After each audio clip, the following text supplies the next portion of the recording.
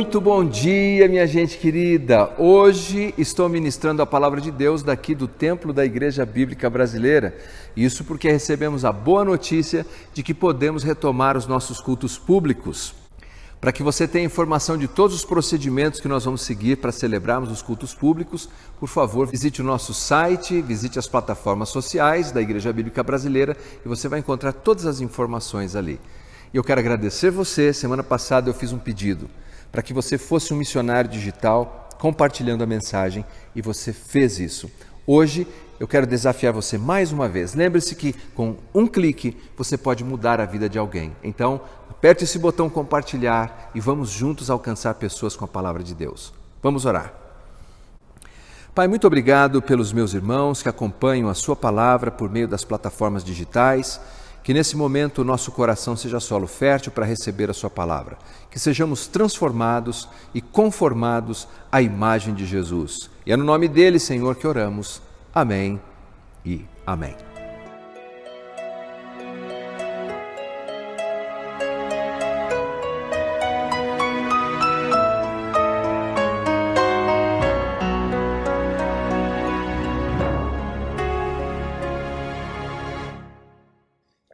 Certo dia, o brilhante Albert Einstein entrou num trem de viagem sem se dar conta se pegou o trem para o destino certo.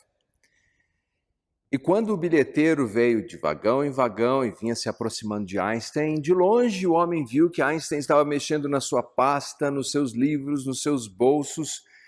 E o homem entendeu, ele não tinha o bilhete. E chegou perto de Albert Einstein e disse: "Senhor Einstein, fique tranquilo, eu sei quem o senhor é."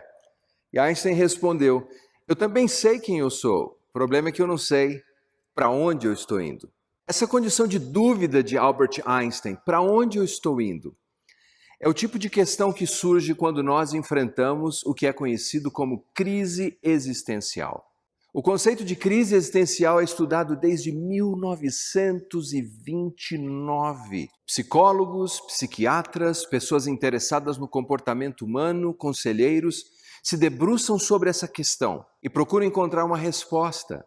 Porque a crise existencial leva as pessoas que enfrentam estresse, angústia, frustração, a quadros depressivos. Nesse caso, as pessoas sofrem porque elas passam a olhar para a vida como quem vê pontos de interrogação em todas as direções. É como se pontos de interrogação dançassem na cabeça das pessoas. E aí a pessoa passa a questionar o seu propósito.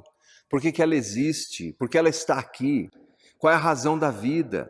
Ela passa a interpretar a sua vida como uma situação tão utilitária que quando ela não consegue cumprir o seu papel, ela se envolve em grandes questões, grandes questionamentos e se engaja com coisas sobre as quais ela não tem nenhum controle e se vê totalmente deprimida. No livro de Jonas, aliás, um livro tão singular, porque o livro dos profetas normalmente trazem as palavras dos profetas.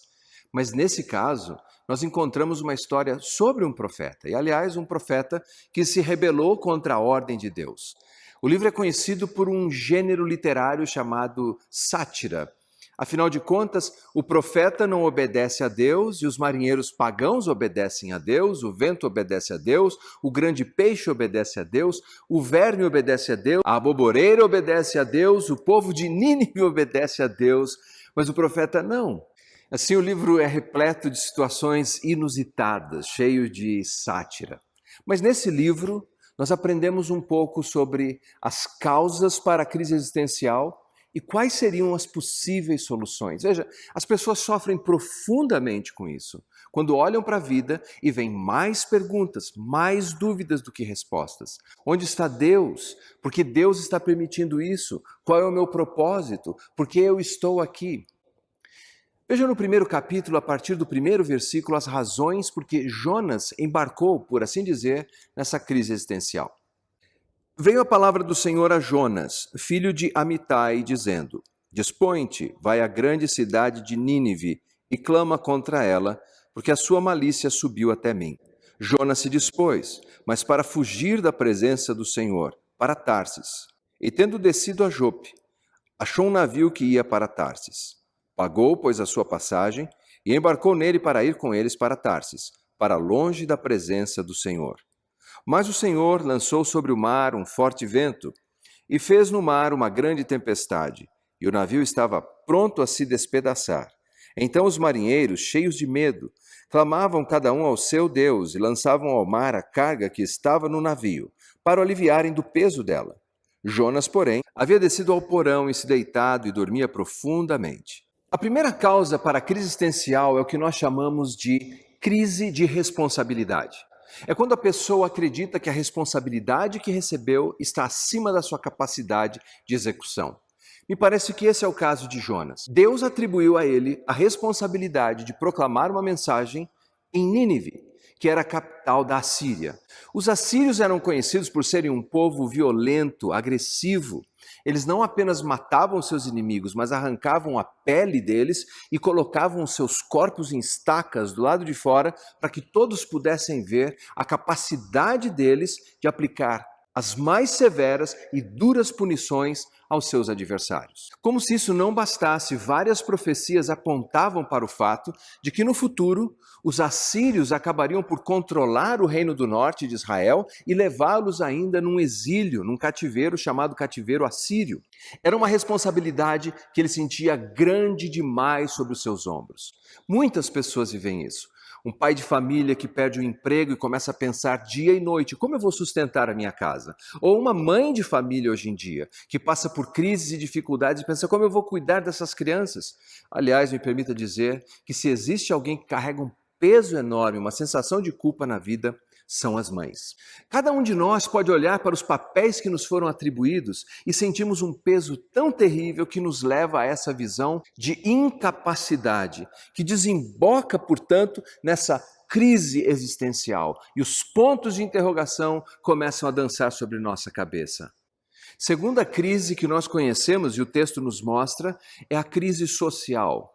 Quando passamos a perder vínculos, quando não temos mais relacionamentos à nossa volta e nos vemos profundamente isolados. Quando estudamos o livro de Jonas, nós nos deparamos com um profeta solitário.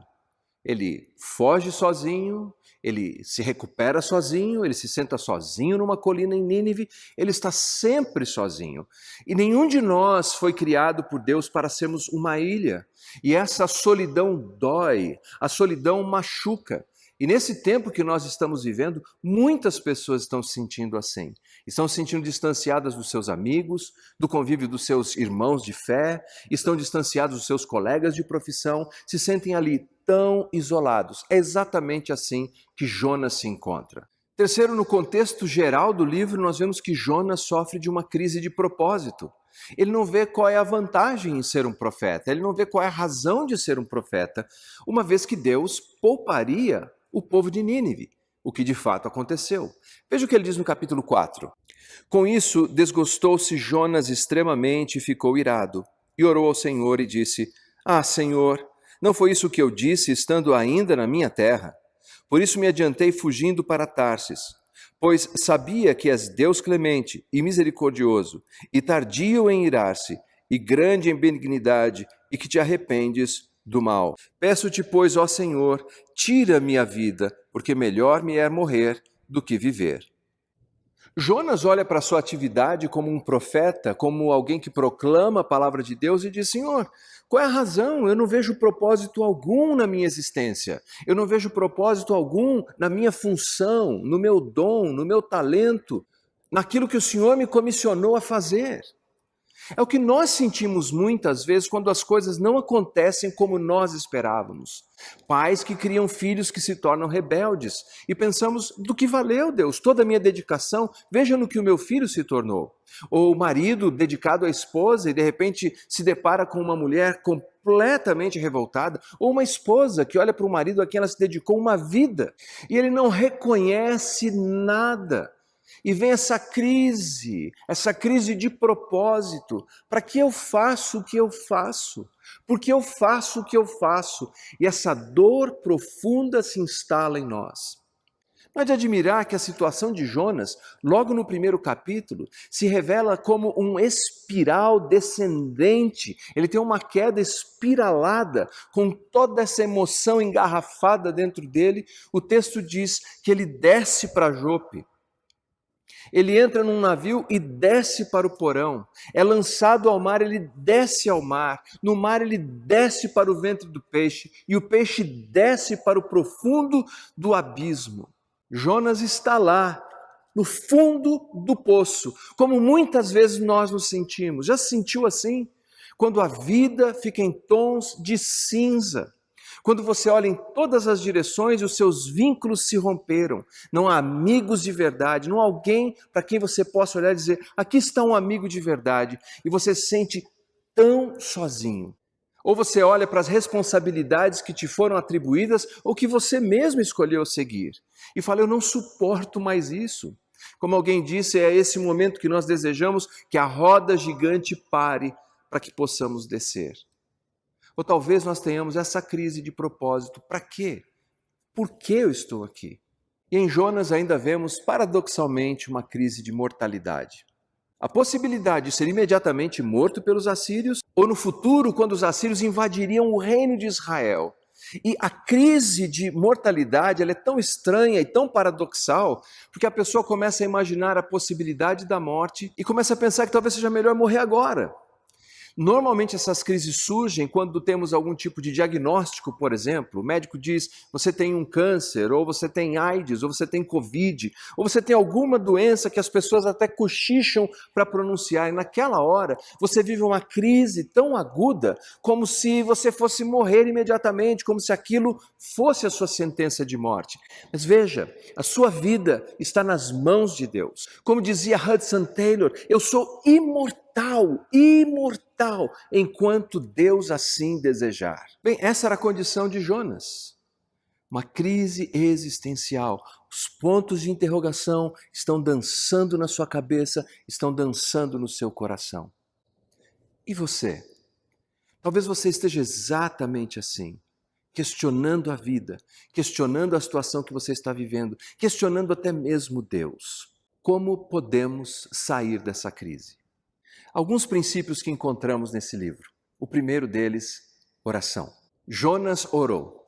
Lá do trato digestivo daquele animal bestial, daquele peixe gigantesco, ele diz que ele clamou a Deus do profundo do Sheol, do abismo, como quem estava já morto. E ali ele pronunciou salmos, ele disse, Deus, eu quero retomar os meus votos ou o meu propósito. E Deus o tirou de lá. A primeira coisa é orar. Quando chegamos no fundo do poço, tem só uma saída. E a saída é para cima, bem para cima. Olhar para Deus, clamar a Deus, e Ele virá ao nosso encontro. Segundo, ação. Assim que Jonas sai do grande peixe, ele começa a pregar o seu sermão. É verdade, não foi o sermão mais articulado que nós conhecemos, mas foi o mais bem-sucedido. De todos os profetas que pregaram, Jonas é o mais bem-sucedido. Afinal de contas, a cidade inteira e o rei ímpio de Nínive se converteu diante de uma mensagem extremamente curta. O ponto é que quando não sabemos o que fazer, devemos fazer o que sabemos. Faça o que você sabe fazer. Faça aquilo que você já sabe. Não se preocupe com as grandes questões ou com o que você gostaria de fazer. Faça o que você sabe. Faça aquilo que está às suas mãos. Confie os resultados a Deus. Terceiro, desengarrafe esse sentimento. Abra para Deus o que você está sentindo. Seja sincero para Deus. Jonas, ele abre o coração e ele diz que está irado e desapontado. E Deus então lhe dá a oportunidade de uma profunda introspecção e de uma reflexão. Deus pergunta a ele por 2 vezes, é razoável essa ira? Essa ira é razoável, ela é justa. Permita que o Espírito de Deus trabalhe no seu coração. Abra com sinceridade a dor que está em você. O livro de Jonas termina com uma pergunta. Termina assim: não hei eu de ter compaixão da grande cidade de Nínive, em que há mais de 120 mil pessoas que não sabem discernir entre a mão direita e a mão esquerda, e também muitos animais? Deus trouxe algumas lições práticas para tirar o profeta daquela situação em que ele estava. Deus fez nascer uma pequena planta que ofereceu a ele sombra. Depois Deus enviou um verme que comeu a planta. Quando ele tinha sombra, ele se alegrou. Quando ele teve novamente aquele calor escaldante sobre a sua nuca, ele se irou. E Deus questiona ele, que ele sensibilizou-se tanto por uma planta que cresceu, que ele mesmo não fez nada para que ela crescesse. E não deveria Deus ser compassivo com a grande cidade de Nínive, em que 120 mil pessoas não sabiam a diferença da mão direita para a mão esquerda, isso é, 120 mil crianças, e além de animais. Não deveria Deus ser compassivo? E a história termina ali, com esse questionamento. Por que termina assim? Porque este livro tem o objetivo de ser um espelho para mim e para você. Nós chegamos num ponto em que nós devemos decidir. Devemos decidir se vamos continuar numa atitude de autocomiseração, se vamos continuar descendo, descendo, descendo, descendo, ou se vamos clamar a Deus por misericórdia, ou se vamos agir baseado no que sabemos, ou se vamos desengarrafar os nossos sentimentos e confiar em Deus para que Ele nos cure. A ideia do livro nos apresentar um final não acabado é porque essa pergunta é para mim e para você. O que você vai fazer? Você vai buscar a ajuda de Deus, das pessoas que podem te ajudar para sair disso? Talvez você precise da ajuda de um profissional de saúde, talvez você precise da ajuda de um familiar, talvez você tenha que abrir o coração e dizer, eu preciso de ajuda. Mas você precisa decidir se vai continuar aí, sentado, lamentando, ou se pela graça de Deus você vai se levantar e recomeçar. O inventor Thomas Edison, ele tinha uma planta industrial em New Jersey e acabou sofrendo com um terrível incêndio. Reduziu tudo a pó, tudo a cinza. E dizem que no dia seguinte, depois do incêndio, enquanto ele caminhava, já com 67 anos de idade, no meio de toda aquela cinza, ele parou por um momento, olhou para a pessoa que estava perto dele e disse assim, há algo bom nessa tragédia, há algo bom nessa tragédia. O fogo queimou todos os meus erros e agora eu posso começar de novo. Vamos começar de novo. Pela graça de Deus, vamos começar de novo. Oremos. Pai, muito obrigado pela oportunidade, Senhor, de meditarmos no livro de Jonas, desse profeta. O livro não nos diz, Senhor, como termina a sua história, embora nós tenhamos a esperança de que ele tenha também encontrado um caminho para se recuperar. Pai, eu peço pelos meus irmãos que acompanham essa mensagem. Peço por todos aqueles que assistem esse vídeo agora, nesse momento. Peço que o Teu Espírito Santo venha ao encontro deles e os fortaleça. Que o Senhor os ajude a vencer a crise existencial. Que eles possam se levantar, Senhor, na certeza de que é possível recomeçar. Em nome de Jesus oramos. Amém e amém. Bom dia, meus irmãos. A paz, tudo bem? Aqui é o Alexandre falando com vocês. Estou muito feliz de vocês estarem aqui com a gente essa manhã e espero que vocês tenham sido abençoados aí através da mensagem do pastor Leandro e tenham aprendido um pouquinho mais sobre a vida do profeta Jonas, tá bom? E hoje, como de costume, é dia de celebrar a ceia do Senhor, o segundo domingo do mês. E dessa vez a gente vai fazer de uma forma diferente, tá bom? Então a gente vai estar abrindo uma sala virtual do Zoom. E tudo que você vai ter que fazer para participar da ceia junto com a gente, vai ser clicar no link que a gente vai colocar aqui no chat, tá bom? Então seja aí no Facebook, no Instagram, no YouTube, onde quer que você esteja assistindo, a gente vai colocar um link aí no chat. Tá joia? Então você vai ter que clicar nesse link, você vai ser direcionado para essa sala virtual e lá vamos poder juntos aí de uma forma virtual estar celebrando a ceia como um corpo. Tá? Vamos poder ver um ao outro, conversar e após a liturgia terminar, a gente vai poder até conversar um pouquinho, né, informalmente, dar risada e matar a saudade um pouquinho do outro.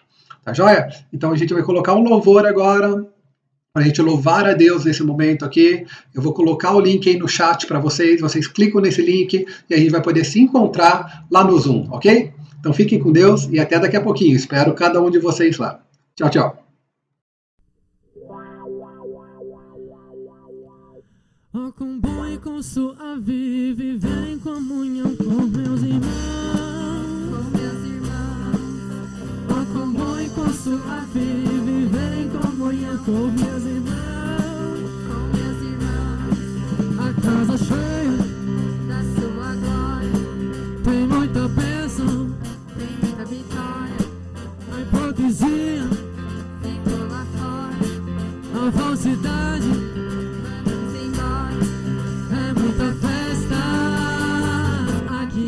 casa do Senhor. É muita festa aqui na casa do Senhor.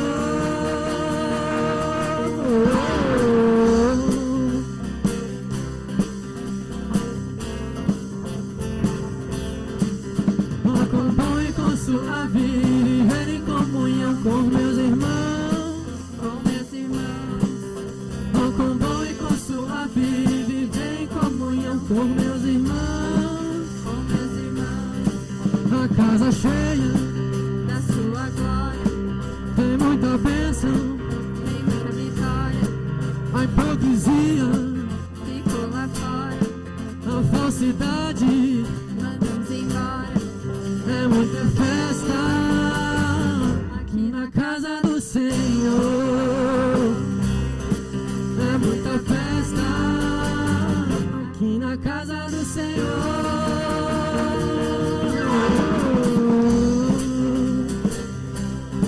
É muita festa